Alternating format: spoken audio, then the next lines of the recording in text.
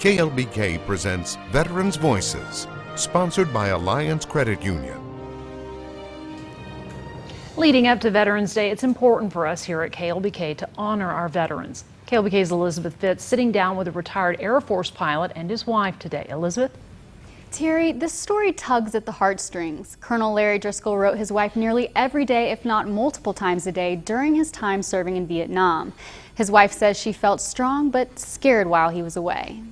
Colonel Larry Driscoll knew he would be drafted as soon as he finished college, but he didn't want to go into the Army. I had it in mind that if I got drafted, I would get sent to the infantry, and I'd get sent to Vietnam, and I'd be sleeping in the forest, the jungle, and walking in the mud. Instead, he enlisted in the Air Force and flew planes. The most difficult thing flying airplanes was, I think, learning how to be an instructor, how to be a really good instructor. His wife, Patricia, says she faced difficulties of her own while he was away.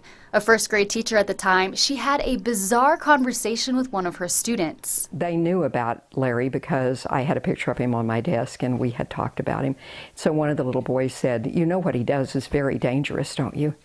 And I said, "Well, I don't think it's very dangerous." He said, "Yes, it is. It is very dangerous." And I said, "Well, it is maybe a little dangerous." And he said, "No.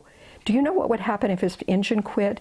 His plane would crash and he would die. And you would be very sad, wouldn't you?" And I said, "Yes, I would be very sad if that happened." She was scared for her husband, but very proud. And after a year in Vietnam, he came home. Patricia says serving in the military is important to her family. We need to recognize that if we don't protect our liberties and our freedoms, then our children, our grandchildren, our great-grandchildren won't have them anymore. This Veterans Day, the Driscoll family will remember those who have served and given their lives for our country.